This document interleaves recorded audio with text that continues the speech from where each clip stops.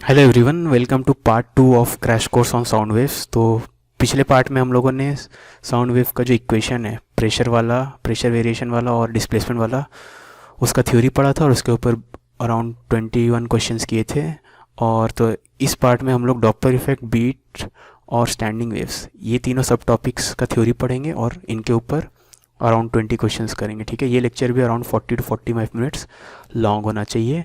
Description में आपको हर एक क्वेश्चन का लिंक मिल जाएगा, तो उसको आप ओपन करके डायरेक्टली, अगर जिस क्वेश्चन पे नेविगेट करना है, जिस क्वेश्चन वाला पार्ट को देखना है वीडियो को, वो देख सकते हो। ठीक है, तो चलो आज का लेक्चर स्टार्ट करते हैं। सबसे पहले डॉपलर इफेक्ट समझते हैं। तो यहाँ पे ये एक डॉपलर इफेक्ट का सिमुलेशन है। तो यहाँ पे ये जो रेड डॉट है, एक सोर्स है, ठीक है, वो जो कि चल रहा है 56 मीटर पर सेकेंड से। और ये जो यहाँ पे कान दिख रहा है आपको, ये ऑब्जर्वर है, ये अभी के लिए स्टेशनरी है। ठीक है, इसका जीरो वेलोसिटी। ठीक है, तो देखो ये रेड डॉट हर एक कुछ टाइम पीरियड के बाद, हर टी सेकेंड्स के बाद मान लो एक वेव पल्स, या हर एक टी सेकेंड के बाद इसका जो वेव फ्रंट्स है उसको दिखाया जा रहा है। देखो यहाँ पे, ठीक है, ये मत सोचना कि बीच में इनएक्टिव है, वो हर पॉइंट पे हमेशा वो वेव्स को एमिट कर रहा है ये। ठीक है, लेकिन आपको सिर्फ एक एक टाइम पीरियड के बाद वाला ही वेव फ्रंट्स दिखाया जा रहा है। ठीक है, ताकि आप अच्छे से समझ सको। तो यहाँ पे आप देख सकते हो कि एक सेकेंड में अगर आप गिनोगे इससे कितना ऐसा करके पल्सेस या वेव फ्रंट्स बाहर निकल रहे हैं, तो वो डिफरेंट आएगा। अगर आप ये देखो कि ये एक सेकेंड में जो लिसनर है उसको एक सेकेंड में कितना ऐसा वेव फ्रंट्स मिल रहा है। ठीक है ना, इनफैक्ट ये अगर एक सेकंड में सपोज ऐसा 10 वेव फ्रंट्स निकाल रहा होगा तो इसको 10 से ज़्यादा मिल रहा होगा, क्योंकि ये इसके तरफ जा रहा है।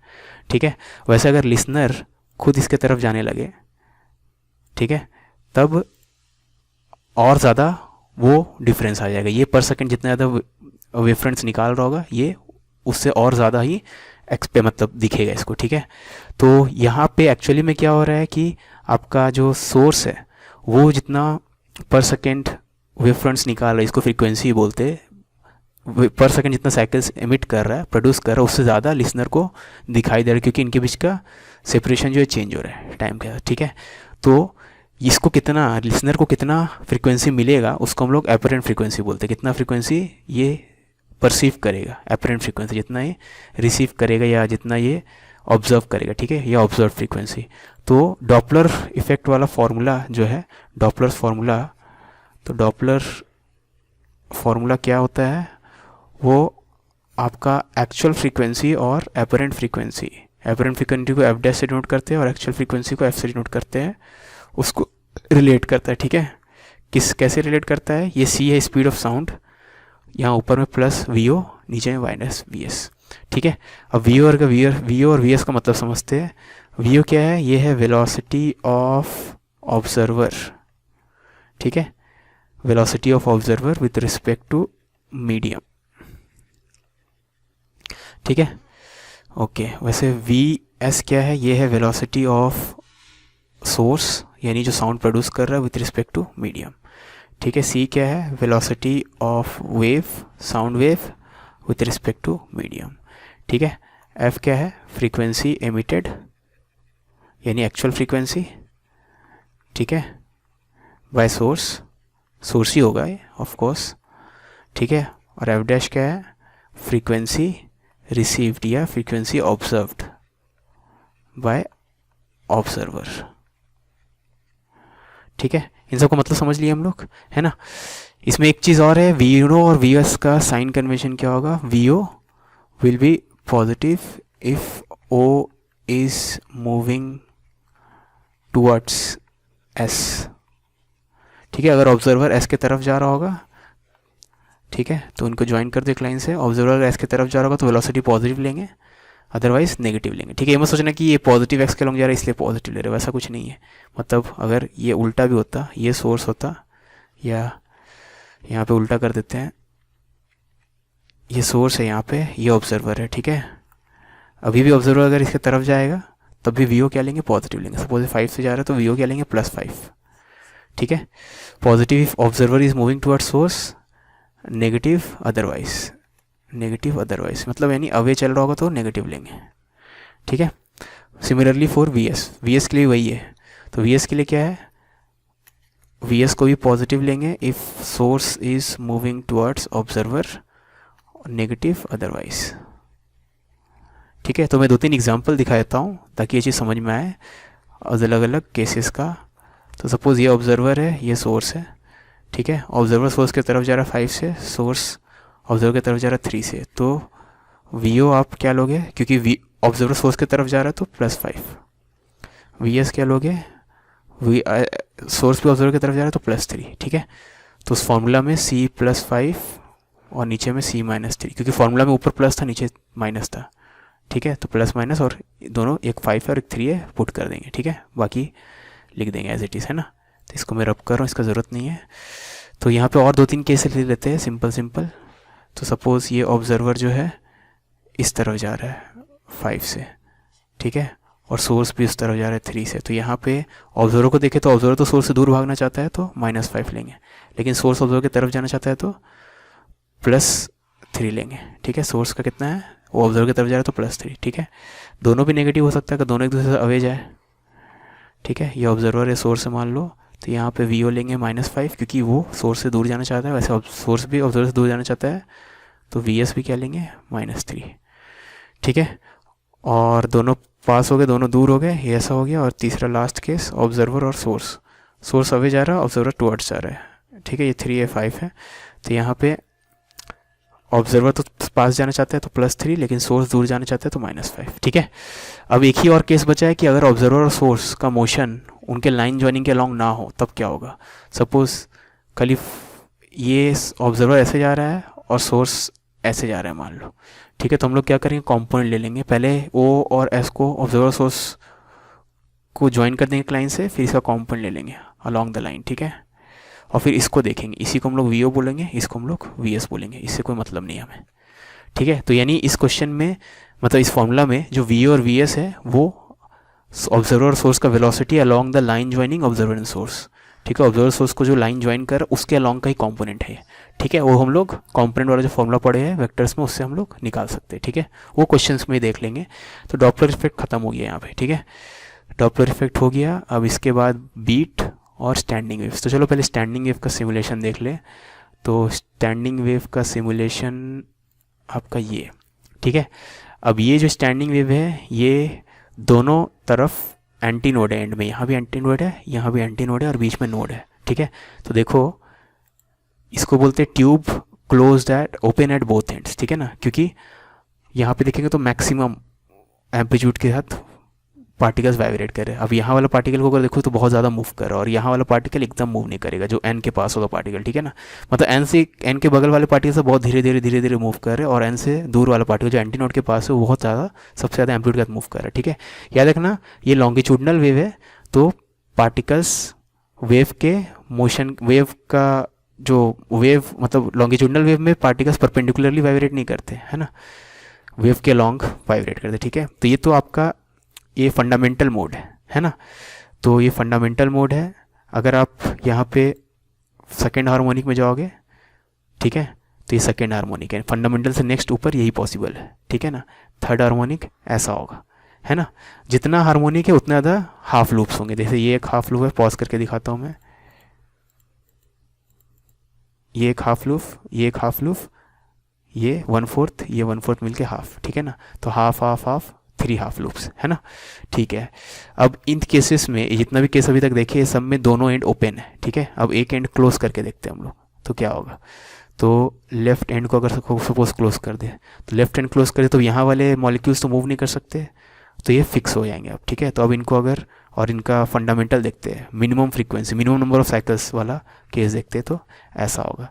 तो यहाँ वाले मॉलिक्यूल्स मूव नहीं कर सकते, इसके बगल वाला हल्का हल्का, इसके बगल और हल्का हल्का, इसके बगल और वैसे करते बढ़ते बढ़ते बढ़ते बढ़ते एंड में वाला एंटी नोड है, ये सबसे ज़्यादा मूव करेंगे यहाँ वाले पार्टिकल्स, ठीक है।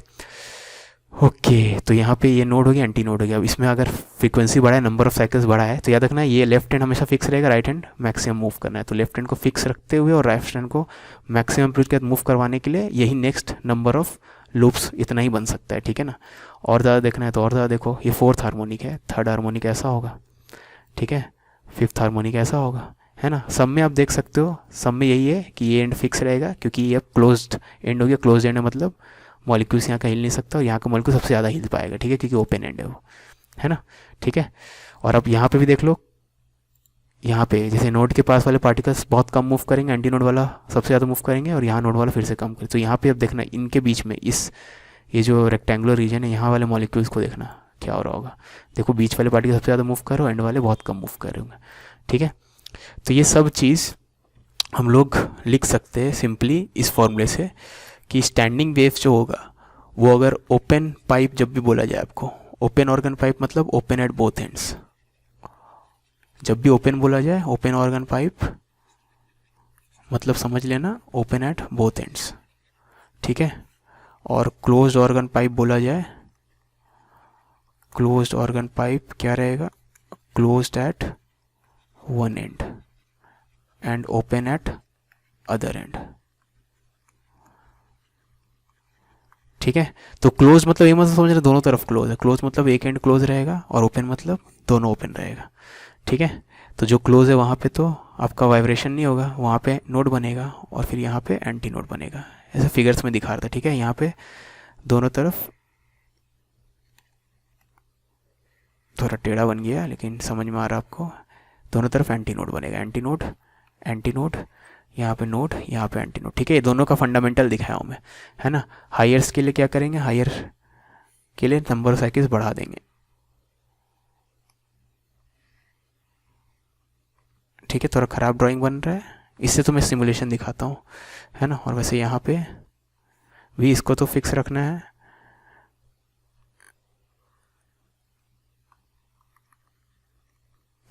ठीक है, ओके, तो चलो अब इसका फॉर्मूला सब क्या रहेगा। अब इसको आप देखोगे तो ये एक लूप है, मतलब हाफ ऑफ वेवलेंथ है। ठीक है, इसमें twice of half of wavelength आएगा, वैसे इसमें 1/4 ऑफ वेवलेंथ है, याद रखना ये वेव का 1/4 पार्ट है ना, 1/4 1/4 1/4 1/4। ठीक है, तो यहाँ पे length of the tube is equal to 1/4 of wavelength, यहाँ पे लेंथ ऑफ द ट्यूब इसमें आप देखोगे 3/4 ऑफ वेवलेंथ आएगा। ठीक है, 1/4 1/4 1/4 3/4 ऑफ वेवलेंथ आएगा। ठीक है, तो यहाँ पे 1 टाइम्स L/2, यहाँ पे 2 टाइम्स L/2, फिर 3 टाइम्स L/2, मतलब L मतलब λ/2 एंड 4 टाइम्स λ/2, वैसे वैसे आएगा। ठीक है, तो इसको हम लोग फंडामेंटल बोलते हैं, इसको सेकेंड हार्मोनिक, इसको थर्ड हार्मोनिक, इसको फोर्थ हार्मोनिक। ठीक है, अब इसमें फर्स्ट हार्मोनिक है, फिर थर्ड है, सेकेंड पॉसिबल नहीं है इसमें। ठीक है ना, क्योंकि फिर बनेगा ही नहीं नोड, है ना। वैसे नेक्स्ट वाला आप देखोगे, नेक्स्ट वाला ड्राइंग बनाओगे तो उसमें 5 टाइम्स λ/4 आएगा एंड सो ऑन। ठीक है, चलो ये हो गया, है ना। तो ऑड नंबर्स लिखने का तरीका क्या होता है, जनरल फॉर्मूला आपको पता है 2n+1 या 2n-1 जैसा आपको मन हो। और वैसे इवन ये तो नेचुरल नंबर, इसमें सिंपली n लिख देंगे। ठीक है, ये हो गया। लास्ट का टॉपिक क्या बचा है, बीट, है ना। अब बीट का सिमुलेशन देखते पहले, थोड़ा फील आएगा। ओके, तो यहाँ पे आपके पास 2 वेव्स है, 2 वेव्स अगर सेम डायरेक्शन में मूव कर रहे होंगे और दोनों का फ्रीक्वेंसी में स्लाइट डिफरेंस होगा तो बीट फिनोमेना दिखता है। ठीक है ना, तो यहाँ पे आपके पास 2 वेव्स दिखा रहा हूँ मैं, अभी तो मैं रोक के रखा हूँ इनको। तो रेड वाले का फ्रीक्वेंसी 100 है, ठीक है ना, 1 सेकेंड में इसका 100 साइकिल्स 100 वेवलेंथ निकल रहा है। वैसे ग्रीन वाले का फ्रीक्वेंसी 115 है। ठीक है, तो स्लाइटली डिफरेंस है ना। तो मैं ग्रीन वाले का फ्रीक्वेंसी और पास लाऊँ और पास लाऊँ और पास लाऊँ, तो अभी एक्जैक्टली 100 हो गया। तो दोनों का 100 हो गया, तो देखो एक दूसरे के ऊपर एक्जैक्टली ओवरलैप कर गया। ठीक है ना, अब ग्रीन वाले का 100 से बढ़ा के मैं सपोज 115 किया हूँ। ठीक है, ओके। अब यहाँ पे आप एक चीज़ नोट करोगे कि जैसे इन सब पॉइंट्स पे ग्रीन वाला वेव अगर अकेले प्रेजेंट होता तो वो पार्टिकल को मैक्सिमम पॉजिटिव डिस्प्लेसमेंट देता, और रेड वाला भी होता वो भी ऑलमोस्ट मैक्सिमम पॉजिटिव। तो यहाँ पे हम लोग बोल सकते हैं ऑलमोस्ट दोनों एक दूसरे को सपोर्ट कर रहे हैं। ठीक है, लेकिन इस पॉइंट ऑफ टाइम पे देखो आप, अगर यहाँ पे देखो t=13 पे, तो ग्रीन वाला पॉजिटिव मैक्सिमम में ले जा रहा है लेकिन रेड वाला पॉजिटिव नेगेटिव मैक्सिमम में ले जा रहा है, तो यहाँ पे एक्जैक्टली कैंसिल हो जाएगा। समझ में आ रही बात, ठीक है ना।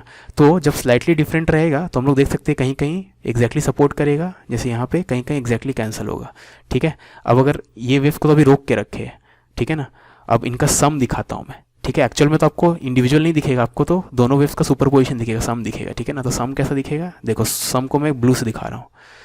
ठीक है, तो यहीं से आपको दिख रहा है, यहाँ पे देखो एक दूसरे को सपोर्ट करे थे तो बहुत ज़्यादा आ रहा है, यहाँ पे एक दूसरे को कैंसिल करे थे तो बहुत कम आ रहा है ऑलमोस्ट।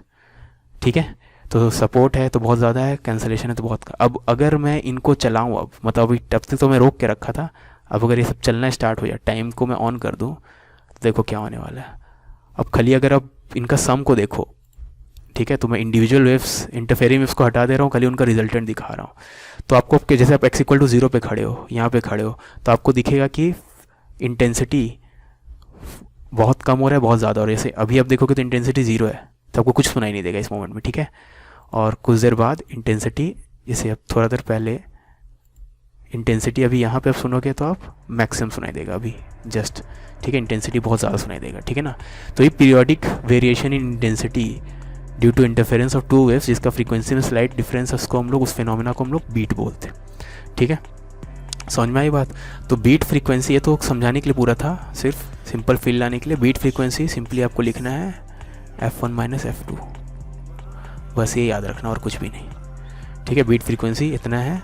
और अगर दो से ज़्यादा वेव दिए गए हैं, F1 F2 और F3, तीन वेव्स दिए गए हैं, तीनों का फ्रीक्वेंसी पता है, तो इस केस में बीट फ्रीक्वेंसी हो जाएगा आपका maximum of difference between two, difference of any two, ठीक है।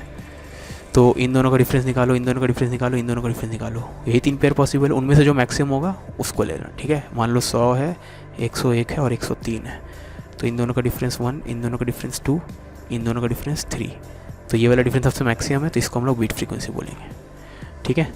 तो आई होप आपको ये चीज़ समझ में आ गया होगा, है ना। तो चलो अब क्वेश्चंस करते हैं।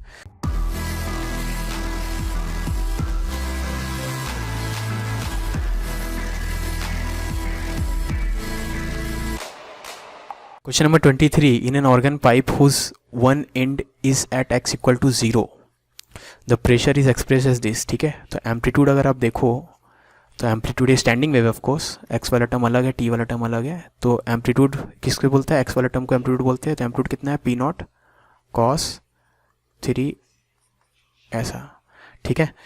तो x इक्वल टू 0 अगर चेक करें तो x इक्वल टू 0 पे इसका value at x equal to 0 कितना आएगा, x इक्वल टू 0 पुट करें तो cos 0 1 हो जाएगा, तो p नॉट हो जा रहा है, विच इज़ मैक्सिमम, ठीक है ना।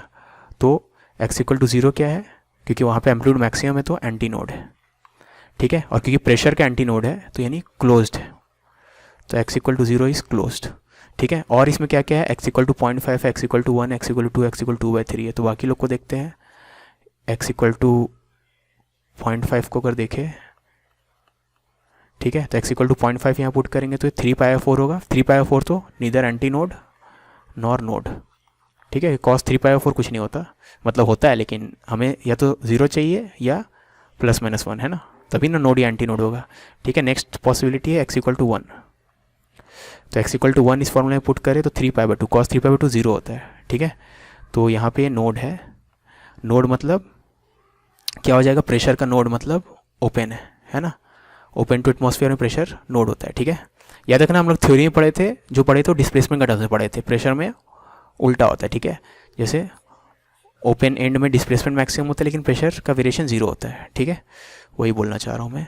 और यहाँ पे एक और देख लेते हैं, यहाँ पे x इक्वल टू 1 हो गया, x इक्वल टू 2 देख लेते हैं। x इक्वल टू 2 यहाँ पुट करें तो 2 गया, cos 3 cos 3 क्या होता है, माइनस होता है, माइनस मतलब ये पूरा चीज़ नेगेटिव मैक्सिमम है, एनीवेज ये एंटी नोड ही होगा, ठीक है। माइनस p नॉट है मतलब तब भी एंटी नोड ही है ना।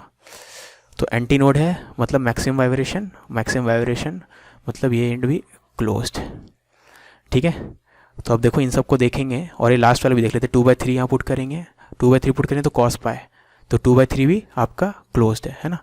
तो x इक्वल टू 2/3 भी क्लोज्ड है, तो ये यहाँ लिख लेता हूँ मैं। x इक्वल टू 2/3 के लिए भी देखेंगे तो वो एंटी नोड आएगा, ठीक है ना, क्योंकि एंटी नोड है मतलब क्लोज्ड है ना।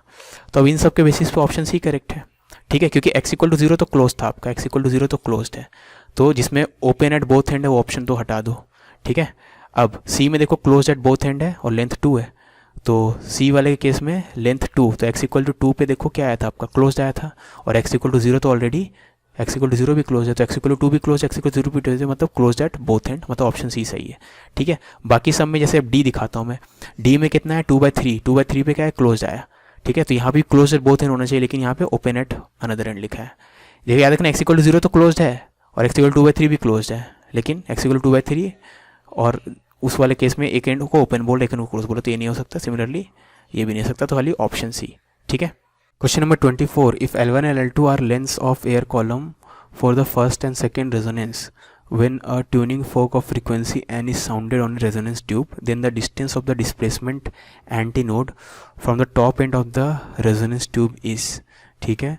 तो याद रखना ये आपका ट्यूब रहता है, इसे पानी फिल रहता है, ठीक है। ये आपका फर्स्ट रेजोनेंस है, ठीक है। ये एल बाय लैम्डा बाय 4 पे आता है ना। अब इसमें कुछ एंड करेक्शन भी ऑफ कोर्स, ठीक है ना।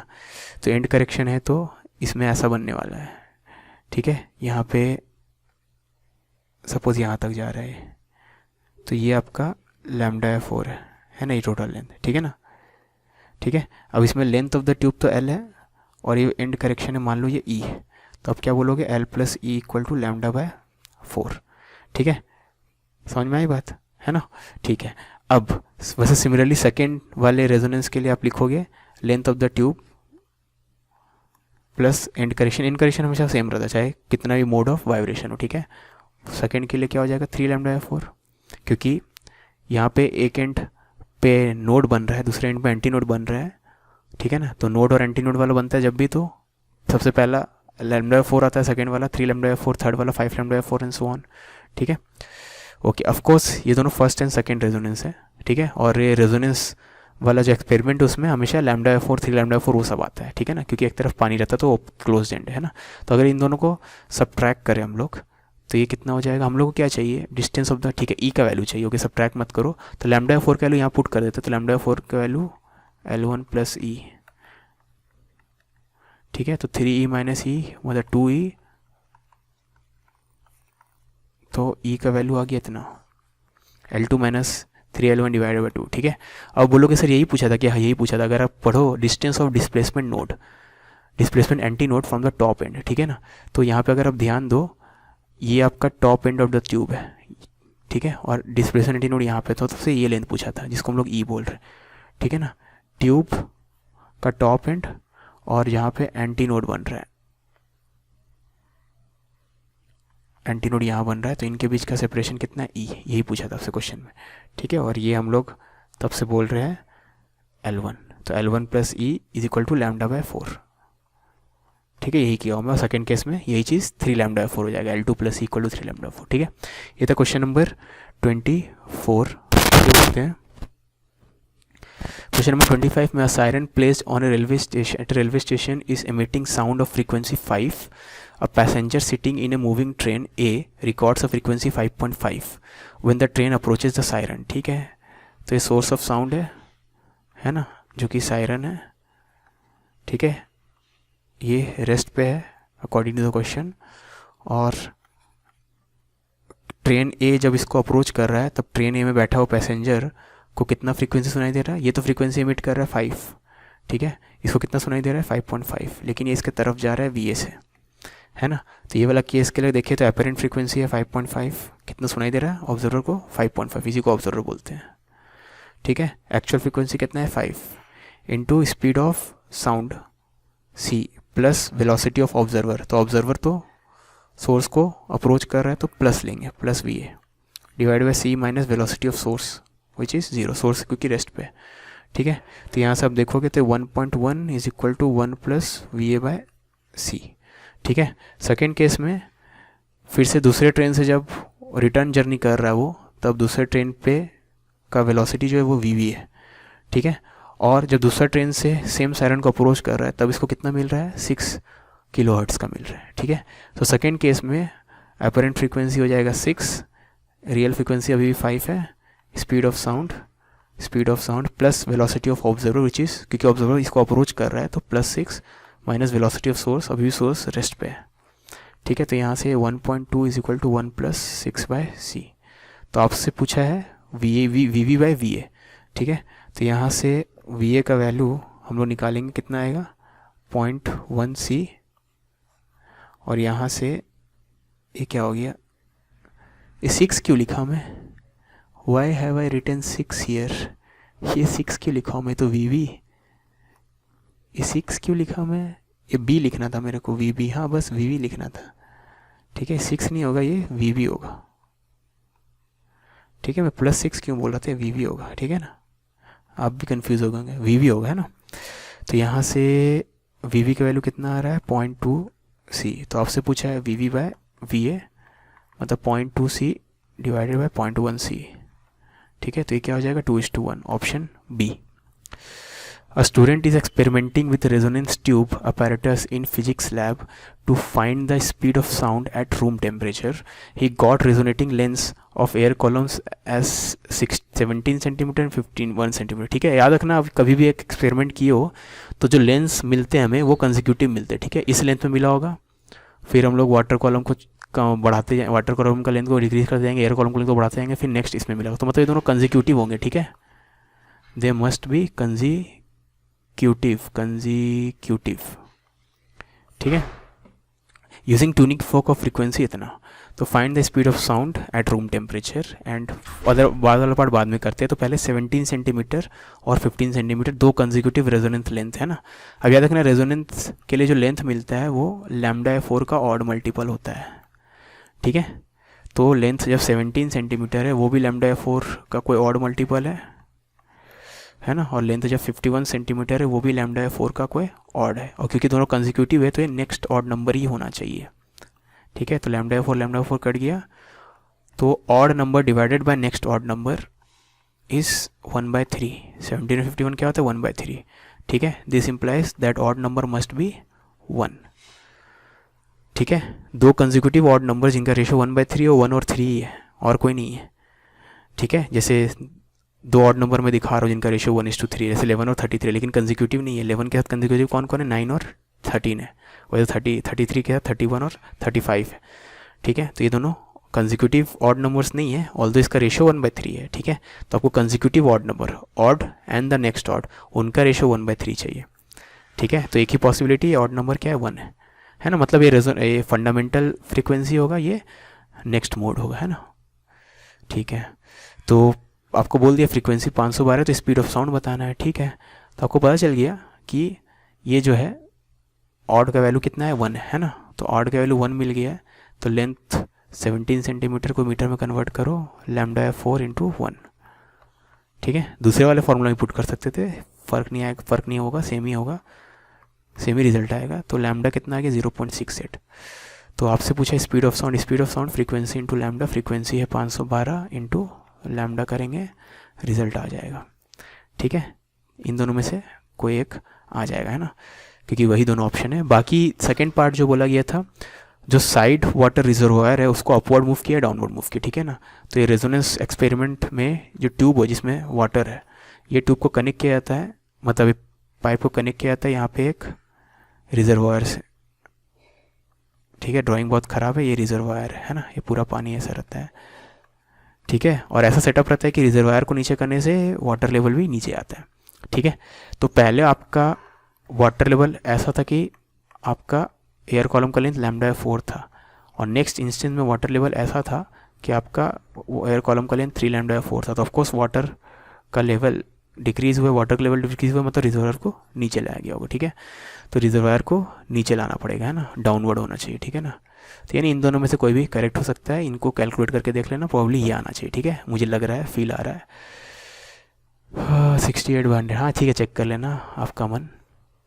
27 में 2 vibrating tuning forks produce progressive waves given by 4 sin 500 πt and this. तो हेल्ड नियर ईच अदर, तो पर्सन विल हियर. तो कितना बीट आएगा, तो फर्स्ट केस का फ्रीक्वेंसी आप निकालो. तो फ्रीक्वेंसी क्या होता है ω/2π, तो ये फ्रीक्वेंसी आपको 250 मिलेगा. सेकेंड केस का अगर फ्रीक्वेंसी निकालो तो फिर से ω/2π करे अगर, तो 2 तिया, तो ये 253 मिलेगा. ठीक है, तो 253 और 250 का डिफरेंस कितना है 3 बीट्स, तो 3 बीट्स पर सेकेंड होगा. ठीक है, अब सेकेंड पार्ट है intensity of maximum and intensity of minimum का रेशियो. ठीक है, मैक्सिमम इंटेंसिटी मतलब मैक्सिमम एम्पलीट्यूड, मिनिमम इंटेंसिटी मतलब मिनिमम एम्पलीट्यूड. ठीक है, इनका स्क्वायर. मैक्सिमम एम्पलीट्यूड क्या होता है, दोनों एम्पलीट्यूड का सम. मिनिमम क्या होता है, दोनों एम्पलीट्यूड्स का डिफरेंस. ठीक है, तो ये 4 है और 2 है, तो 4 + 2 और 4 - 2, तो 36, 2 4 2 6, 6 और 2 3, 6 और 2 3, 9:1 का, है ना. तो 3 beats with that ratio been equal to 9. ठीक है, beats are heard when the A strings of 2 violins are played. ठीक है ना, अब मैं यहाँ पे दोनों वायलेंस को एग्जैक्टली आइडेंटिकल मान रहा हूँ. ठीक है, तो दोनों का सिमिलर स्ट्रिंग को प्ले किया गया है ना, तो हम लोग ये मान सकते हैं कि दोनों स्ट्रिंग्स का फ्रीक्वेंसी ऑलमोस्ट सेम होगा। ठीक है, वो ऑफकोर्स इंस्ट्रूमेंट में थोड़ा प्रॉब्लम रहता है, ट्यूनिंग वाला प्रॉब्लम रहता है, इसलिए हम लोग मान लेंगे कि जैसे मान लो कि एक्चुअल फ्रीक्वेंसी 100 होना चाहिए, तो पहले वाले का भी 100 के आसपास होगा, मान लो 98 है, दूसरे वाले का 100 के आसपास होगा, मान लो 102 है। ठीक है, फॉर एग्जाम्पल, ठीक है, कुछ भी हो सकता है।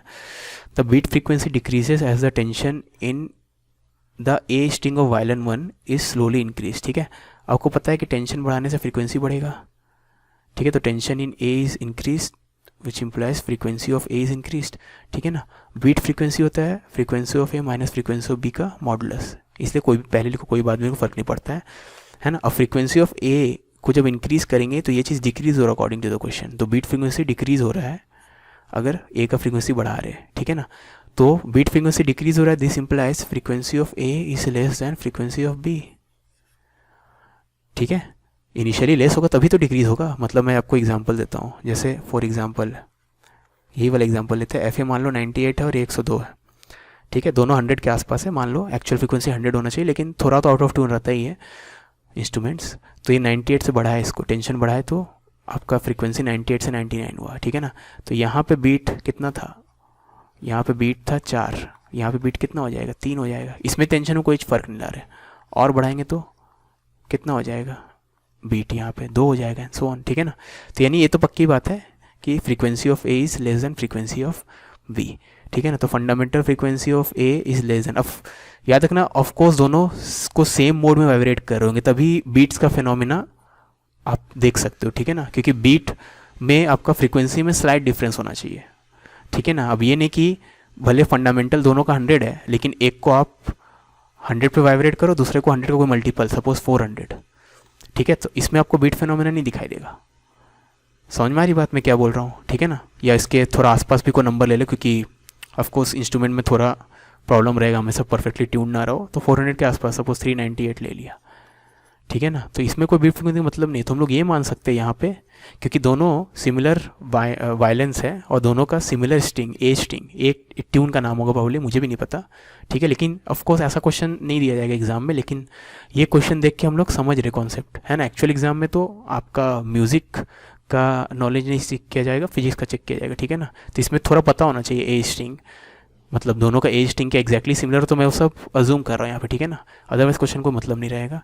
तो वो सब असम्पशन के बाद मैं मान रहा हूँ कि हर एक वायलिन का ए स्ट्रिंग सिमिलर रहता है। ठीक है ना, हर एक वायलिन का ए स्ट्रिंग सिमिलर रहता है, मैं यहाँ पे अज्यूम कर रहा हूँ। ठीक है, तो सिमिलर रहता है मतलब दोनों का फंडामेंटल फ्रीक्वेंसी सेम रहेगा, हम लोग ये मानेंगे। ठीक है, तो fundamental frequency of A is less than fundamental frequency of B. ठीक है ना, अब बोलोगे सर अभी तो आप बोले कि दोनों का फंडामेंटल सेम रहेगा, लेकिन यहाँ पे फंडामेंटल सेम होना चाहिए इन थ्योरी, लेकिन यहाँ पे थोड़ा फ़र्क है, मतलब एक्चुअली में 100 होना चाहिए, लेकिन ये थोड़ा आउट ऑफ ट्यून है, तो 100 से थोड़ा अलग है। ठीक है, वही जो ट्यूनिंग किया जाता है ना, एक स्टैंडर्ड फ्रीक्वेंसी एमिट करवाओ, उसको यूज़ करके हम लोग ट्यून करते हैं इंस्ट्रूमेंट्स को। ठीक है, जितना फ्रीक्वेंसी रिक्वायर्ड रहता है, मतलब एक्चुअल फ्रीक्वेंसी पे लाने के लिए। ठीक है, ए इज़ ग्रेटर देन नहीं, fundamental frequency A may be greater than और लेस देन 2 नहीं, नन ऑफ दिस नहीं, इसमें मोस्ट सुटेबल ऑप्शन मुझे ए लग रहा है। ठीक है, तो यहाँ पे थोड़ा म्यूज़िक का कॉन्सेप्ट चाहिए, जो कि मेरे पास भी नहीं है, लेकिन कोई प्रॉब्लम नहीं, मैं यहाँ पे कॉन्सेप्ट समझा दिया पूरा क्वेश्चन को समझा के, अगर क्वेश्चन का ऐसा मीनिंग होगा तो ऐसे करेंगे। ठीक है, a source when at rest in a medium produces waves with a velocity v and wavelength lambda. If the source is set in motion with vs, what would be the wavelength produced directly in front of the source? ठीक है, तो source move कर रहा है। ठीक है, अब याद रखना सोर्स के मूव करने से वेवलेंथ में फ़र्क तो आएगा, तो सोर्स मूव कर रहा है, what will be the wavelength produce directly in front of the source. तो सोर्स इस तरफ मूव कर रहा है, तो यहाँ पे अगर कोई ऑब्जर्वर होगा तो उसको कितना वेवलेंथ दिखने वाला है, ये तो फ्रंट ऑफ द सोर्स हुआ ना। ठीक है ना, तो ऑफकोर्स यहाँ पे इसको रेस्ट में मानेंगे, सोर्स मूव कर रहा है कितने से, वी एस से। ठीक है, तो पहले हम लोग ये निकालते हैं एपरेंट फ्रीक्वेंसी, तो actual frequency C velocity of observer which is 0, velocity of source को पॉजिटिव लेंगे। ठीक है, लेकिन फॉर्मूला में ही माइनस साइन रहता है, तो minus velocity of source which is V S. ठीक है, तो यहाँ से ऐसा आ गया। अब फ्रीक्वेंसी क्या होता है, speed of wave in the medium, ठीक है, डिवाइडेड बाय वेवलेंथ, है ना। तो एपरेंट फ्रीक्वेंसी हो जाएगा speed of wave in the medium divided by apparent wavelength. तो यहाँ से c divided by c minus V S. ठीक है, तो आपका लैम्डा डैश क्या हो गया, lambda into C minus V S by c, तो 1 minus V S by c into lambda. ठीक है, ये इतना हो गया है ना। तो मैं स्पीड ऑफ वेव को c बोल रहा था, ये लोग v बोले। ठीक है, मैं v को c बोल रहा था, बस वही फ़र्क है, इसलिए डिफरेंट दिख रहा है आंसर, अदरवाइज सेम है। ठीक है, a sound of source as having frequency f, okay, wind is blowing from source to observer with speed u. If speed of sound with respect to air is c, तो the wavelength of sound detected by o will be okay. तो यहाँ पे याद रखना, एक source of sound है जो frequency emit कर रहा है f। ठीक है, विंड जो ब्लो हो रहा है सोर्स से ऑब्जर्वर की तरफ ब्लो हो रहा है। मान लो ऑब्जर्वर यहाँ पे है तो विंड इस तरफ ब्लो हो रहा है।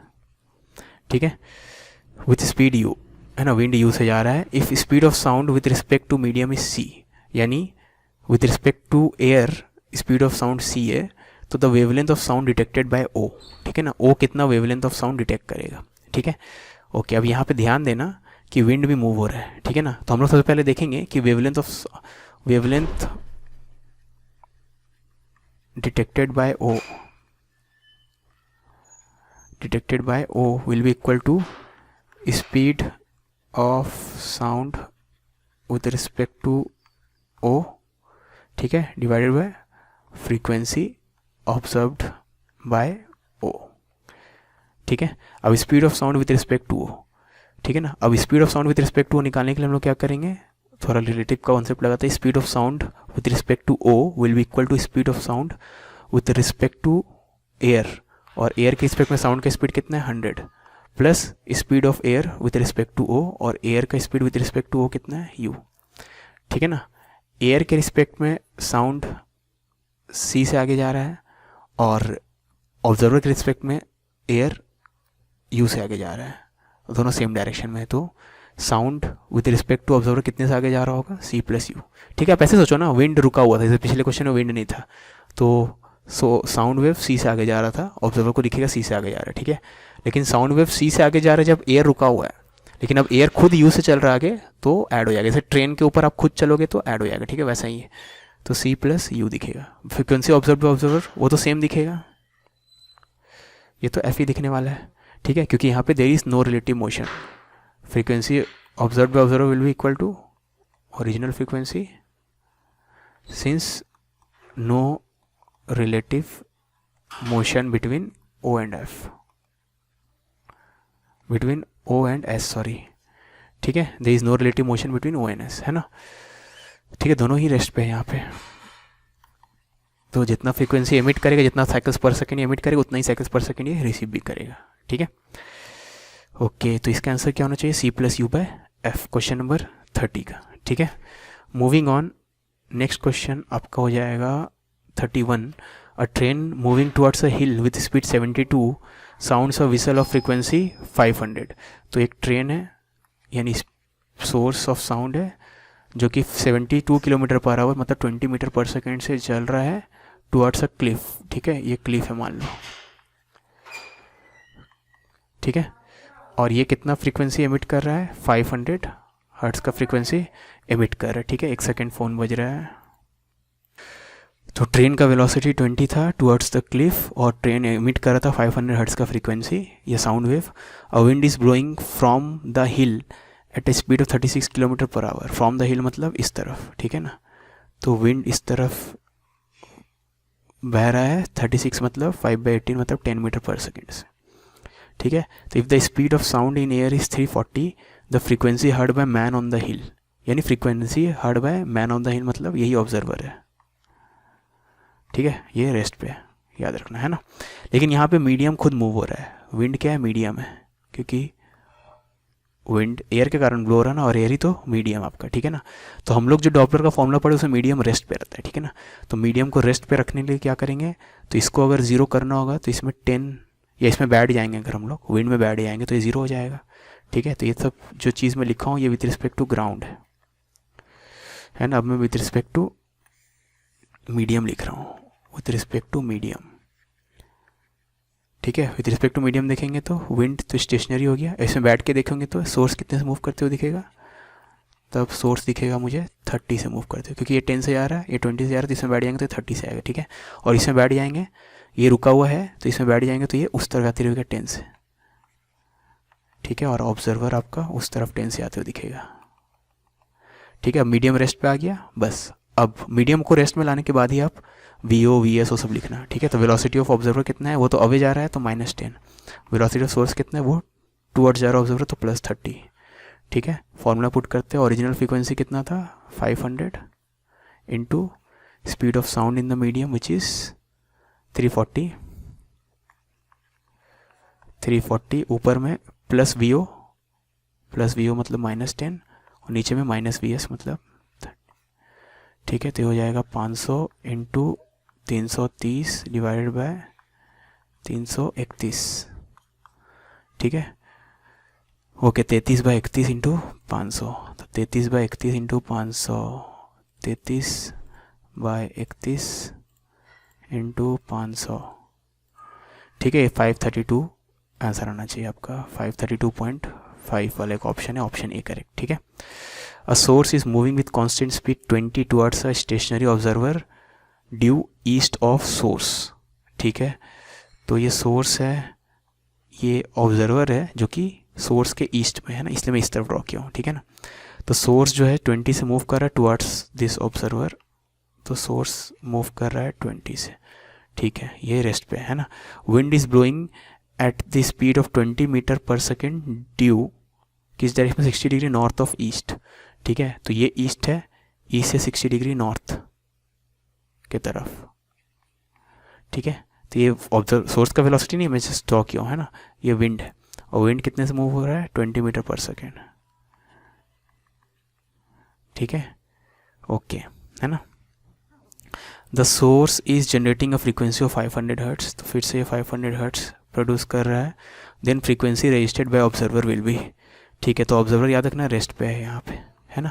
लेकिन यहाँ पे इन सब वेलोसिटी से काम नहीं कर सकते, क्योंकि वेलोसिटी ऑफ विंड यहाँ पे कुछ है, उसको जीरो करना होगा, ठीक है ना। तो अगर हम इसमें बैठ जाए तो बाकी सब में क्या दिखेगा, अपोजिट वेक्टर ऐड करना होगा, ठीक है। तो मैं क्या करने वाला हूँ, ये सोर्स है, ये ऑब्जर्वर है, ठीक है। याद रखना विंड का वेलोसिटी है 60 ऊपर की तरफ, 60 डिग्रीज ऊपर की तरफ, ठीक है। तो हम लोग सब में उल्टा डायरेक्शन में ऐड करेंगे वेलोसिटी ऑफ विंड, ठीक है, तभी ना जीरो हो जाएगा सब, है ना।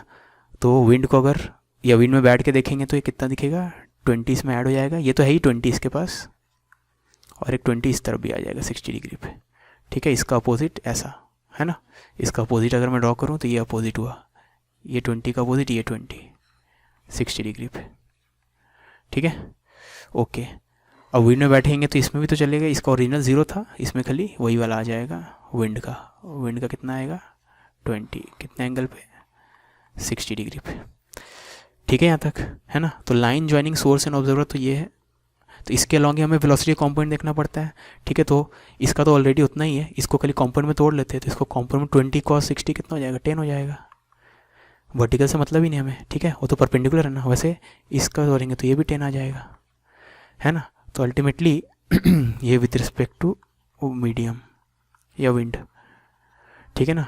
तो अल्टीमेटली अपने काम का चीज़ जो है उसका अगर ड्रॉ करें तो आपका सोर्स जो है इस तरफ 10 से जा रहा है, वही रेलेवेंट है यहाँ पे, 20 और 10 का रिजल्टेंट 10 आएगा इस तरफ, ठीक है। इसका जो वर्टिकल उससे मतलब नहीं हमें, क्योंकि हमें along the line joining source and observer वही वाला वेलोसिटी लेना पड़ता है वैसे, ठीक है। वैसे इसका वेलोसिटी इस तरफ भी है, लेकिन हमें उससे मतलब नहीं, खाली along the line joining which is 10,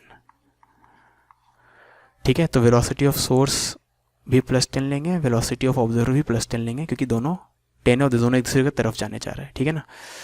तो फ्रीक्वेंसी क्या हो जाएगा, original frequency which is 500, speed of sound which is 330 plus velocity of source 330 minus velocity of observer, ठीक है। तो हो जाएगा 500 गुना 34/32 ना, ठीक है। तो 34/32 इंटू 500, 34/32 इंटू 500, 34/32 इंटू 500, तो ये हो जाएगा 531.25, 531.25, तो नियरेस्ट आंसर सी, ठीक है। क्वेश्चन नंबर 33 में एन ऑब्जर्वर स्टार्ट्स मूविंग, एक सेकेंड में चेक करता हूँ कि हाँ माइक भी ऑन है, हाँ ठीक है, और टाइम भी चेक कर रहा था मैं, ठीक है। An observer starts moving with uniform acceleration a towards a stationary source of sound of frequency f, ठीक है। तो ये ऑब्जर्वर है, ये सोर्स ऑफ साउंड है जो कि रेस्ट में, ठीक है, ये इसके तरफ मूव करने स्टार्ट किया विथ एक्सीलरेशन ए, ठीक है। स्टार्ट मूविंग मतलब इनिशियल वेलोसिटी 0 है, ठीक है। तो as the observer approaches the source the apparent frequency heard by the observer, ठीक है। तो ऑब्जर्वर जैसे सोर्स के तरफ जाएगा तो इसको कितना फ्रीक्वेंसी, अपरेंट फ्रीक्वेंसी सुनाई देगा, ठीक है। तो किसी भी टाइम टी पे अगर देखे तो मान लो ये टाइम टी है, तो टाइम टी पे इसका वेलोसिटी कितना हो जाएगा, टाइम टी पे इसका वेलोसिटी हो जाएगा ए टी के बराबर, v is equal to u plus a t, ठीक है। टी इक्वल टू 0 पे मोशन स्टार्ट हुआ तो टाइम टी पे ए टी हो जाएगा, है ना। या देखना रेस्ट पे तो velocity of observer plus a T लेंगे क्योंकि उसके तरफ जा रहा है, वेलोसिटी ऑफ सोर्स 0 है, तो फ्रीक्वेंसी हो जाएगा आपका ओरिजिनल फ्रीक्वेंसी, ठीक है, into c plus velocity of observer velocity of source, तो हो जाएगा f 1 plus a by c into t, ठीक है ना।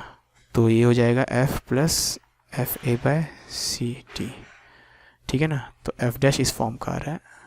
ऑफ कोर्स ये और ये कांस्टेंट है, ये भी एक कांस्टेंट है, ये भी एक कांस्टेंट है, ठीक है। इस कांस्टेंट को स्लोप बोलते हैं, ये इंटरसेप्ट है ना, सी मत लिखो कंफ्यूज हो जाओगे। ये एक इंटरसेप्ट है और एक स्लोप है, ठीक है, ये स्लोप है ना, मतलब स्ट्रेट लाइन आना चाहिए विथ पॉजिटिव स्लोप। स्लोप क्या है, ग्रेटर देन 0, पॉजिटिव होगा ना, एफ पॉजिटिव, एक्सेलरेशन पॉजिटिव, सी पॉजिटिव, सब पॉजिटिव, ठीक है। तो ऑप्शन क्या आना चाहिए, ए आपका, है ना, समझ में आ रही बात। ऑप्शन क्या आना चाहिए अपने पास, ए, ठीक है। फ़ोन बज रहा है यार। क्वेश्चन नंबर 34 में source and observer both start moving simultaneously from origin, one along x and the other along y with speed of source is equal to twice of speed of observer। तो speed of source is twice of speed of observer, question ने बोल दिया है। the graph between apparent frequency observed by observer f and time t would be approximately, ठीक है। तो दोनों origin से स्टार्ट किए, एक x के अलॉन्ग दूसरा y के अलॉन्ग, ठीक है, ये x एक्सिस ये y एक्सिस, ठीक है। और सोर्स पहले है लिखा हुआ, तो सोर्स x के अलॉन्ग मूव कर रहा है, तो सोर्स इस तरफ मूव कर रहा है, ऑब्जर्वर इस तरफ मूव कर रहा है, ठीक है। The graph between apparent frequency, ठीक है, ओके। अब यहाँ पे ध्यान दो, दोनों ओरिजिन पे थे, ठीक है ना। ये याद रखना सोर्स डबल वेलोसिटी से जा रहा है ऑब्जर्वर के, ठीक है ना। तो इसका मतलब ये है कि किसी टाइम टी पे अगर देखें हम लोग, किसी टाइम टी पे अगर सोर्स यहाँ तक पहुँच गया, मान लो ऑब्जर्वर यहाँ तक पहुँचा होगा, सच दैट ये आपका line joining source and observer होगा, ठीक है। बाकी सबको मिटा दो, कन्फ्यूजन होगा, ठीक है। सोर्स एक्स के लॉन्ग मूव कर रहा है, ऑब्जर्वर वाई के लॉन्ग मूव कर रहा है, तो किसी टाइम टी पे हम लोग देखेंगे तो ऑब्जर्वर अगर एल लेंथ कवर किया होगा तो सोर्स कितना कवर किया होगा, 2L, क्योंकि सोर्स का स्पीड डबल है, ठीक है। तो इस मोमेंट पे निकालते हैं अपेरेंट फ्रीक्वेंसी, है ना। तो उससे पहले इनको लाइन से ज्वाइन किए हैं, उनको थोड़ा एक्सटेंड कर देते हैं, ठीक है। ये आपका सोर्स का वेलोसिटी, उसको मैं कोई डिफरेंट कलर चूज़ करता हूँ, सपोज बैंगनी, ठीक है। सोर्स का वेलोसिटी तो ऐसा है, ठीक है, वैसे ऑब्जर्वर का वेलोसिटी भी ऐसा है, इसी को ले लेते हैं। ऑब्जर्वर का वेलोसिटी इतना है, सोर्स का वेलोसिटी इतना है, ठीक है। तो इसका कॉम्पोनेंट लेना पड़ेगा अलॉन्ग द लाइन जॉइनिंग, है ना। तो इसका कॉम्पोनेंट लेंगे इस तरफ, तो ये वाला एंगल का आएगा, ठीक है ना। तो इसका कॉम्पोनेंट कितना आएगा, तो इसका कॉम्पोनेंट अगर ये आपका v है तो ये कितना आएगा, v cos of this angle, ठीक है ना। तो इसको मैं कंपोनेंट को लिखूं, अगर ब्लैक से लिखता हूं मैं, कंपोनेंट कितना आएगा आपका v cos थीटा, जहाँ पे थीटा ये एंगल है, ठीक है। वैसे अगर ये अल्फ़ा है, ये तो 2v होगा, आपको पता है सोर्स का वेलोसिटी डबल है, तो ये भी अल्फ़ा हो जाएगा। तो इसका कंपोनेंट कितना आएगा long the line joining, 2v cos alpha, ठीक है।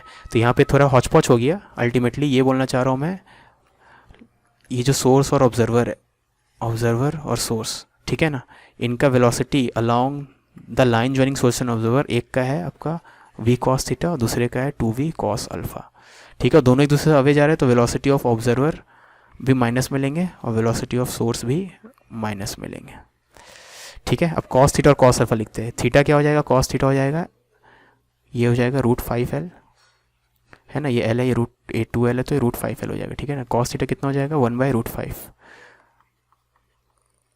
ठीक है, और ये -2v कॉस अल्फ़ा कितना हो जाएगा 2/√5 यानी 4/√5। ठीक है, तो अपरेंट फ्रीक्वेंसी हो जाएगा original frequency C velocity of observer. Velocity of observer कितना है, इतना। ठीक है, उसको ऐड किया है क्योंकि ये खुद माइनस है, और नीचे minus velocity of source. Velocity source negative है तो प्लस। ठीक है यहाँ तक, है ना। अब तुम देखो ये वाला चीज़ is independent of time, this is independent of time. Time इसमें आया ही नहीं। अब देखो, आप सोचोगे टाइम क्यों नहीं आया। अब देखो एल डिपेंड करेगा टाइम पे, है ना, क्योंकि जितना टाइम बीतेगा उतना ज़्यादा डिस्टेंस चल चुका होगा। ठीक है ना, लेकिन इस फॉर्मूला में सब एल वेल कैंसिल हो गया कि कॉस थीटा कॉस अल्फा ये सब में एल आएगा ही नहीं, एल कैंसिल हो जाएगा। ठीक है, तो ये चीज़ of course less than frequency f है, क्योंकि ये चीज़ लेस देन 1 है। ऊपर वाला देखोगे तो सी से छोटा है क्योंकि सी में कुछ सब्ट्रैक्ट हो, नीचे वाला देखोगे तो सी से बड़ा है, तो ये चीज़ लेस देन 1 है। मतलब ये लेस देन 1 है, मतलब क्या हो गया, यानी ये पूरा चीज़ एफ से कम हो गया, F into something less than 1 which with F से कम हो गया। ठीक है ना, तो आप जो अपरेंट फ्रीक्वेंसी वो लेस देन एफ है, but it is independent of time, मतलब कांस्टेंट है। ठीक है ना, तो आपका आंसर एक कांस्टेंट होना चाहिए। तो कांस्टेंट वाला ग्राफ सिर्फ ये और ये है, तो ये दोनों कैंसिल हो जाएगा, मतलब एलिमिनेट हो जाएगा। इसमें भी हम लोग इसको चूज़ करेंगे, क्यों, क्योंकि यहाँ पे फ्रीक्वेंसी जो है ओरिजिनल फ्रीक्वेंसी से कम है।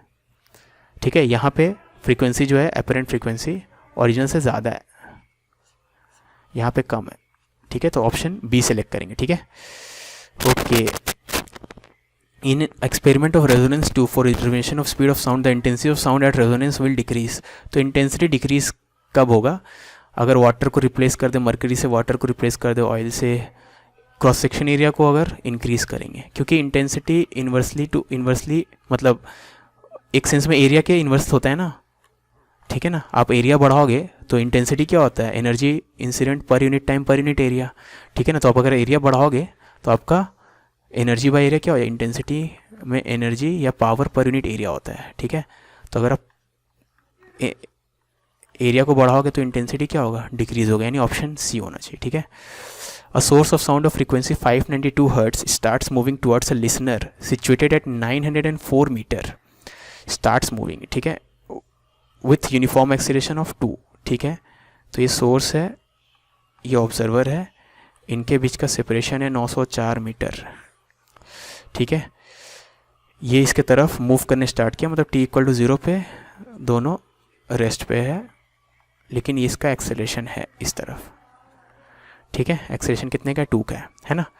ठीक है, मान लो t = t सेकेंड पे देख रहे हैं, तो ये यहाँ तक आ गया होगा कहीं, ऑब्जर्वर तो रेस्ट पे तो हमेशा वहीं रहेगा। ठीक है, t सेकेंड्स में कितना बढ़ गया होगा आगे, ये ½ a² तो ½ a² मतलब t² डिस्टेंस आगे बढ़ चुका होगा। ठीक है, ओके। तो t = t सेकेंड पे जो ये पल्स एमिट किया, ठीक है, याद रखना वैसे साउंड कंटिन्यूसली एमिट कर रहा होगा, लेकिन t = t सेकेंड पे देखो आप जो चीज़ एमिट किया वो ओ तक पहुंचने में उसको कितना टाइम लगेगा। मान लो वो ओ तक पहुंच रहा है t = 5 सेकेंड पे। अब ऐसा क्यों मान रहे हैं, क्योंकि क्वेश्चन के हिसाब से आपको क्या बोला गया है, frequency heard by listener as t = 5। तो t = 5 पे ऑब्जर्वर या लिसनर जो सुनेगा वो t = 5 पे तो एमिट नहीं हुआ होगा ना, पहले एमिट हुआ होगा ना। याद रखना, यहाँ से जो भी एमिट हो रहा है उसको टाइम तो लग रहा है यहाँ पहुँचने में। ठीक है ना, तो t = 5 पे जो मैं सुन रहा हूँ या जो लिसनर सुन रहा है वो t = 5 से कुछ पहले एमिट हुआ होगा। ठीक है, तो मान लेते वो t = t पे एमिट हुआ है। ठीक है, कुछ पहले, है ना। ये t का वैल्यू हमें नहीं पता, इसलिए नहीं पता ये कुछ टाइम, लेकिन पहले होगा। ठीक है ना, ओके। लेकिन यहाँ से यहाँ के बीच में कितना टाइम बीता है, यहाँ से यहाँ के बीच में टाइम बीता होगा 5 - t। अब इतने टाइम में ही आपका साउंड वेव यहाँ से यहाँ चला गया। ठीक है, याद रखना, साउंड एक बार आपका सोर्स से बाहर निकल गया है तो उसको सोर्स से कोई मतलब नहीं है, साउंड अपना इंडिपेंडेंटली चल रहा है। ठीक है ना, तो इतने देर में साउंड वेव कितना ट्रैवल करेगा, इतने देर में साउंड वेव ट्रैवल करेगा स्पीड ऑफ साउंड इनटू जितना टाइम लगा उसको ट्रैवल करने में 5 - t। समझ में आई बात। ठीक है, साउंड यहाँ से एमिट हुआ, साउंड को यहाँ से लिसनर तक पहुँचने में टाइम लगा है 5 - t, क्योंकि लिसनर पास पहुँच गया हो t = 5 सेकेंड्स पे। ठीक है, अब इन दोनों डिस्टेंस का सम कितना हो जाएगा, t² प्लस इतना, और ये कितना होना चाहिए 904। तो हम लोग ये बोल सकते हैं कि t² प्लस ये चीज़ 305 - t = 904। ठीक है, तो इसको सिंप्लीफाई करें तो t का वैल्यू कितना आ रहा है, 2 सेकेंड। एक 5 से ज़्यादा आएगा, एक 5 से कम आएगा। ठीक है। 5 2 पुट करो तो यहाँ दिख ही रहा है 2 से हो जाएगा काम, ये 4 हो जाएगा और 5 - 2 3 हो जाएगा, तो 900 + 4 904, तो t = 2 आ रहा है। ठीक है। और दूसरा टाइम जो आएगा वो t > 5 में आएगा, उसको तो लेना नहीं हमें, t से 5 t = 5 से कम वाला टाइम चाहिए, तो t = 2 सेकेंड। ठीक है ना। अब t = 2 सेकेंड, ये क्वेश्चन मार्क तो पता चल गया हमें 2 सेकेंड है। अब t = 2 सेकेंड पे आपका, अगर t = 2 सेकेंड वाला इस सिचुएशन को देखें फिर से, तो यहाँ पे आपका सोर्स का वेलोसिटी कितना होगा, 2 × v = u + at। u तो 0 था, a इतना है, t इतना है, तो सोर्स इतना है, यानी t = 2 सेकेंड पे अगर आप देखोगे तो सोर्स का वेलोसिटी है 4 और ऑब्जर्वर तो रेस्ट पे है। तो t = 2 सेकेंड पे अगर आप अपरेंट फ्रीक्वेंसी देखो, ठीक है, तो t = 2 सेकेंड पे, एग्जैक्टली t = 2 सेकेंड पे नहीं, तो t = 2 सेकेंड पे जो साउंड ये एमिट कर रहा है वो साउंड पहुंच रहा है ऑब्जर्वर तक t = 5 सेकेंड पे। समझ में आ रही बात, ठीक है ना। तो यहाँ पे अभी हम लोग देखेंगे कि t = 2 सेकेंड पे सोर्स का वेलोसिटी ऐसे है ना, तो यही वाला ना इसको अपेरेंटली सुनाई देगा, ठीक है ना, t = 5 सेकेंड में। तो t = 2 सेकेंड पे जो सिचुएशन है उसको देखना होगा। तो t = 2 सेकेंड में वेलोसिटी ऑफ सोर्स कितना है, +4, क्योंकि ये ऑब्जर्वर को अप्रोच कर रहा है, वेलोसिटी ऑफ ऑब्जर्वर 0 है, तो अपेरेंट फ्रीक्वेंसी हो जाएगा आपका original frequency into speed of sound plus velocity of observer minus velocity of source का वेलोसिटी कितना है, 4। ठीक है। तो ये हो जाएगा आपका 592 divided by into 300 divided by 296, तो ये तो 600 हो जाएगा। तो इसका आंसर क्या आना चाहिए, 600 हर्ट्ज़। ठीक है। तो 36 का आंसर कितना आ रहा है, 600 हर्ट्ज़। इस पूरे क्वेश्चन का अंडरलाइंग कॉन्सेप्ट यही है कि जो चीज़ ऑब्जर्वर t = 5 सेकेंड में सुन रहा है, जो साउंड सुन रहा है वो t = 5 सेकेंड पे एमिट नहीं हुआ है, t = 2 सेकेंड पे एमिट हुआ है। वो हम लोग इस इक्वेशंस को सॉल्व करके डिस्टेंस को इक्वेट करके बताए। ठीक है ना। तो t = 2 सेकेंड पे जो साउंड एमिट करेगा सोर्स, और याद रखना t = 2 सेकेंड में सोर्स कितने चल रहा है, 4 मीटर/सेकेंड में। ठीक है। तो t = 2 सेकेंड पे सोर्स का वेलोसिटी इतना है ना, और ऑब्जर्वर आपका रेस्ट पे है। तो t = 2 सेकेंड में जो साउंड एमिट हुआ होगा उसको हम लोग को देखना है, उस समय सिचुएशन कैसा था, और उसको फिर डॉपलर में लगाना है यहाँ पे। ठीक है। ये था question number 36। Okay, question number 37, a metal rod of length 100 centimetre is clamped at 2 points. तो मेटल रॉड है 100 सेंटीमीटर का, 2 पॉइंट में क्लैम्प किया गया है और दोनों का एंड से डिस्टेंस कितना है, 30 सेंटीमीटर है। तो ये भी 30 सेंटीमीटर है और ये भी 30 सेंटीमीटर है, टोटल 100 है, मतलब ये 40 सेंटीमीटर है। ठीक है। अब क्लैम्प्ड वाला पॉइंट्स तो नोड होगा और एंड तो फ्री है, तो एंटी नोड होगा। ठीक है। ओके, तो आपको बोल दिया है कि डेंसिटी ऑफ मटेरियल इतना है, यंग्स मॉडुलस इतना है, तो आपको लॉन्गिट्यूडनल ऑसिलेशंस के लिए मिनिमम फ्रीक्वेंसी पता करना है। ठीक है। तो सबसे पहले स्पीड ऑफ वेव अगर निकाले तो लॉन्गिट्यूडनल वेव का स्पीड होता है यंग्स मॉडुलस डिवाइडेड बाय रो। तो यंग्स मॉडुलस है 144 गीगा, मतलब 10⁹, और रो है 9 × 10⁻3, तो ये 12/3 × 10⁻3 यानी 4000 मीटर/सेकेंड आएगा। ठीक है। तो स्पीड ऑफ साउंड कितना है, 4000 मीटर/सेकेंड। ठीक है। अब यहाँ पे ध्यान देना, ये कैसा वाइब्रेट करेगा, एक एंटी नोड है एक एंड, दूसरा नोड है, तो ये आपका जैसे string fixed eight only one and वैसा वाइब्रेट, इसको भी स्ट्रिंग मान लो। ठीक है। ये है string fixed at both and, और ये फिर से ये string fixed at one and. अब ये वाला और ये वाला first 30 centimetre last 30 centimetre exactly same है ना, और लेंथ भी सेम है और वाइब्रेशन का मोड भी सेम है, हर चीज़ सेम है, तो इनको हम लोग सिमिलर मानेंगे। ठीक है। तो खाली इन दोनों को एनालाइज करेंगे, फर्स्ट और सेकंड को, तो थर्ड अपने आप एनालाइज हो जाएगा। तो फर्स्ट में जो भी लेंथ होगा फर्स्ट का, ठीक है, सबसे पहले ध्यान देना ये string fixed eight only one and, इसको स्ट्रिंग बोल रहा हूँ मैं। ठीक है। ध्यान देना, एक्चुअली में रॉड है लेकिन अब से स्ट्रिंग बोल रहा हूँ क्योंकि सेम एनालिसिस है ना। तो string fixed at one end में भी एक एंड एंटी नोड होता है, एक एंड नोड होता है, इसलिए बोल रहा हूँ। तो string fixed at one end में जो आपका लेंथ ऑफ द स्ट्रिंग होता है वो ऑड मल्टीपल ऑफ λ/4 होता है। ठीक है। और string fixed at both end में जो आपका लेंथ ऑफ स्ट्रिंग होता है वो λ/4 का इवन मल्टीपल होता है। ठीक है। यही फर्क रहता है दोनों में ना, string fixed at both end में length of the string should be equal to even multiple of λ/4, और string fixed at one end में ऑड मल्टीपल ऑफ λ/4। ठीक है। चलो, अब this length by this length करें अगर, तो this length is corresponds to, या this length corresponds to 30 centimetre, वैसे 40 centimetre corresponds to this even multiple of λ/2। ठीक है। यहाँ तक सही है। Okay, sorry even multiple of lambda 4 है ना। तो लैम्डा 4 कट गया, ठीक है। तो ये ऑड बाय इवन, तो ऑड बाय इवन 3/4, और कोई कॉमन फैक्टर भी नहीं है तो इस पर रुक जाओ, ठीक है। और काट सकते थे लेकिन और नहीं काट पाएंगे हम लोग, है ना। इससे छोटा नहीं जा सकते हम लोग, डेसिमल में आ जाएगा फिर, ठीक है। तो 3/4 हो गया, है ना। ठीक है, यहाँ तक समझ में आ गया। ओके, तो इस रिलेशन से हम लोग ये बोल सकते हैं कि ऑड का मिनिमम वैल्यू 3 है, वैसे इवन का minimum value 4 and so on. उसको भी कर सकते हैं, इसको भी कर सकते हैं, किसी एक को करना है तो मैं इसको कर रहा हूँ, ठीक है। ऑड का मिनिमम वैल्यू पता चल गया। अब तो इससे आ जाएगा, याद रखना आपको फ्रीक्वेंसी का मिनिमम वैल्यू चाहिए, ठीक है। आपको क्या चाहिए, मिनिमम फ्रीक्वेंसी, ठीक है ना। तो फ्रीक्वेंसी मिनिमम चाहिए, स्पीड तो फिक्स है, तो दिस इम्प्लाइज लैम्डा मैक्सिमम होगा, ठीक है। अब odd times lambda 4 is equal to 30 centimetre, odd times lambda 4 is 30 centimetre मतलब 0.3, ठीक है ना। तो lambda is equal to 1.2 divided by odd, है ना। तो lambda is 1.2 divided by 1 some odd number, है ना।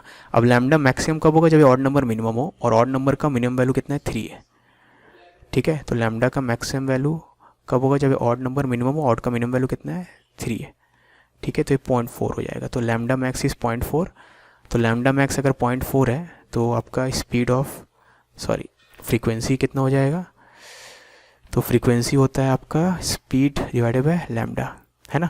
तो फ्रीक्वेंसी स्पीड है 4000 और लैम्डा है 0.4, तो ये हो जाएगा 10,000, ठीक है। तो 10,000 हर्ट्ज इसका आंसर हो जाएगा, है ना। तो आपका मिनिमम फ्रीक्वेंसी कितना हो जाएगा, 10,000, ठीक है। फिर नेक्स्ट क्वेश्चन है, नेक्स्ट हायर फ्रीक्वेंसी क्या होगा। तो नेक्स्ट हायर के लिए अब नेक्स्ट पॉसिबिलिटी देखते हैं, ठीक है ना। तो ऑड का मिनिमम वैल्यू 3 था, ठीक है। ऑड का नेक्स्ट मिनिमम वैल्यू कितना होगा, तो इसका नेक्स्ट देखेंगे तो ये 6/8 हो सकता है, लेकिन 6/8 पॉसिबल नहीं है क्योंकि ऑड इज़ नॉट 6, ठीक है। तो नेक्स्ट हायर देखें तो ये पॉसिबल नहीं है, नॉट पॉसिबल। नेक्स्ट हायर देखेंगे तो ऑड बाय इवन का नेक्स्ट हायर क्या हो जाएगा, दोनों को 3 से मल्टीप्लाई करो, 3 3 9 4 3 12, ठीक है। तो ये ऑड का नेक्स्ट मिनिमम वैल्यू कितना है, 9 है ना। तो ऑड का जब 3 था, ठीक है, तब 10,000 आया था, तो जब 9 होगा तो 3 करिस्पॉन्ड्स टू 10,000 हर्ट्स, ठीक है। तो 9 विल करिस्पॉन्ड टू 3 गुना बढ़ गया ना, 30,000 हर्ट्स, ठीक है। ओके, तो चलो लेक्चर को यहाँ पे एंड करते हैं। अब और 20 क्वेश्चन बचे हुए हैं, उसको नेक्स्ट लेक्चर में करेंगे, उसमें मिक्स प्रॉब्लम रहेंगे, सब टॉपिक करेंगे मिला के, ठीक है ना।